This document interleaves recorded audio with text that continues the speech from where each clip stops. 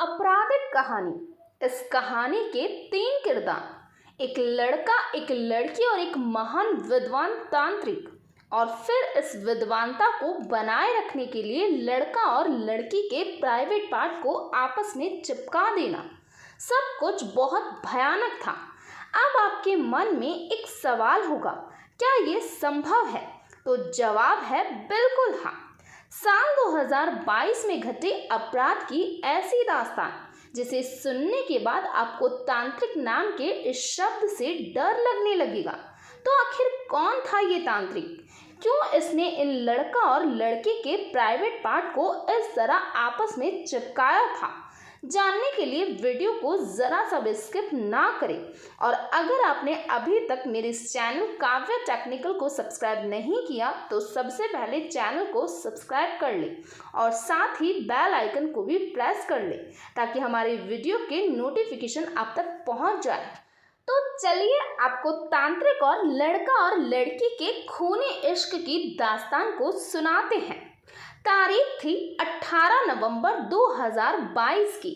राजस्थान के उदयपुर के मजावत थाना के थाना प्रभारी अपनी टेबल पर बैठकर चाय की चुस्कियों का आनंद ले रहे थे, मगर इस आनंद को एक फोन कॉल ने खत्म कर दिया, क्योंकि फोन किसी अज्ञात व्यक्ति का था और उसका कहना था कि उसने एक लड़का और एक लड़की को मजावत गांव के जंगल में नग्न हालत में एक दूसरे से चिपका हुआ देखा है।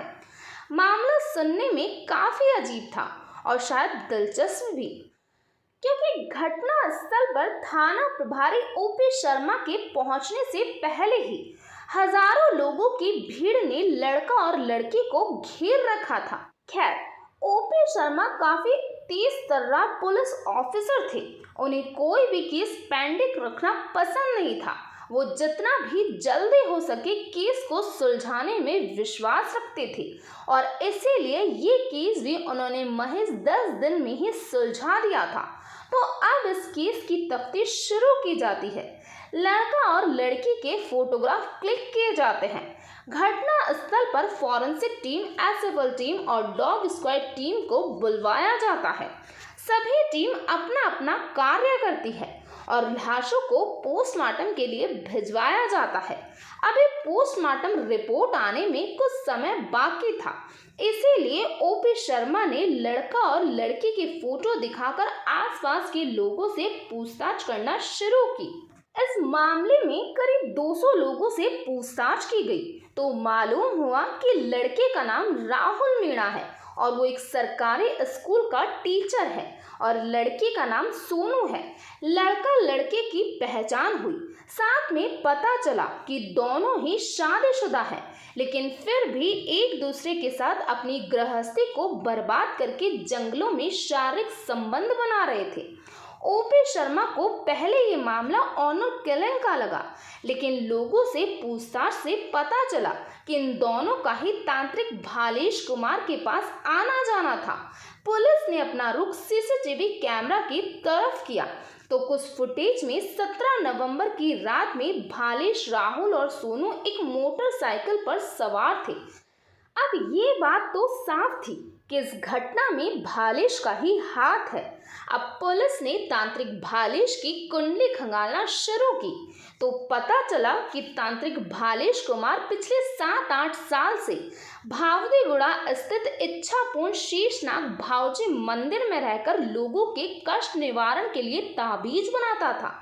इधर राहुल की पत्नी से पूछताछ के दौरान पता चला कि राहुल और सोनू का परिवार पिछले 5 से 6 सालों से तांत्रिक भालेश के पास अपनी कष्ट निवारण के लिए आया करता था और उसी दौरान सोनू और राहुल के बीच प्रेम संबंधों की शुरुआत हो गई। इस बात की खबर तांत्रिक भालेश को भी थी। इस बीच सोनू और राहुल की पोस्टमार्टम रिपोर्ट भी आ चुकी थी, जिसके मुताबिक राहुल और सोनू की हत्या के वक्त दोनों संबंध बना रहे थे और उनके शरीर पर फेविक्विक के सैंपल भी पाए गए थे, जिससे संबंध बनाते वक्त वो चिपक गए। और इसके साथ पोस्टमार्टम रिपोर्ट में बताया गया कि राहुल के प्राइवेट पार्ट को चाकू से काटा गया था।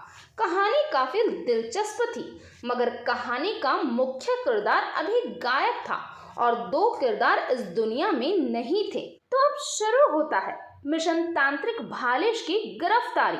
दरअसल हत्या के बाद से भालेश अपने घर से गायब था। पुलिस ने राजस्थान के हर जिले में उसकी तलाश की। तब जाकर घटना के 10 दिन बाद पुलिस ने राजस्थान के कोटा से बालेश को गिरफ्तार किया। गिरफ्तारी के बाद बालेश को जमावत गांव लाया गया और पूछताछ शुरू की गई। और पूछताछ की कहानी कुछ ऐसी थी। एक लड़का राहुल मीणा, अच्छे खासे पैसे वाला सरकारी स्कूल का टीचर, मगर औलाद के सुख से वंचित था। एक लड़की सोनू मेघवंशी, सुंदर सुशील और एक बच्चे की माँ, मगर पति की मारपीट से परेशान थी। एक को औलाद का सुख चाहिए था तो दूसरे को पति से प्यार की चाह थी। और इसी चाह में दोनों तांत्रिक भालेश के पास पहुंचे। तांत्रिक से मुलाकात के चक्कर में दोनों की एक दूसरे से मुलाकात हो गई और एक दूसरे को अपनी अपनी परेशानी बताने में दोनों की आंखें एक दूसरे से मिलने लगी। फिर क्या था, राहुल सोनू को उसके घर से अपनी गाड़ी में लाने ले जाने लगा और इनके प्यार की शुरुआत हो गई। अवैध संबंधों के फूल खिले और इसकी खुशबू परिवार और आसपास के लोगों को न मिले। क्या ऐसा संभव हो सकता है? और यहाँ भी इनके अवैध रिश्तों की जानकारी मिली थी राहुल की पत्नी सुमन को। सुमन को पता चला कि पति का सोनू से प्रेम प्रसंग है, तो उसने राहुल को तांत्रिक भालेश के पास जाने से रोका टोकी शुरू की, मगर इसका भी कोई फायदा नहीं हुआ। मजबूर होकर सुमन तांत्रिक के पास पहुंची और अपनी किस्मत का रोना रोने लगी। अपने पति को वापस पाने की गुहार लगाने लगी। इधर तांत्रिक के मन में खुशी के फूल खिलने लगे। लेकिन क्यों? वो इसलिए क्योंकि तांत्रिक भी सोनू से प्यार करता था, लेकिन उसे सोनू को बताने में डर लगता था कि कहीं सोनू उसे बदनाम ना कर दे।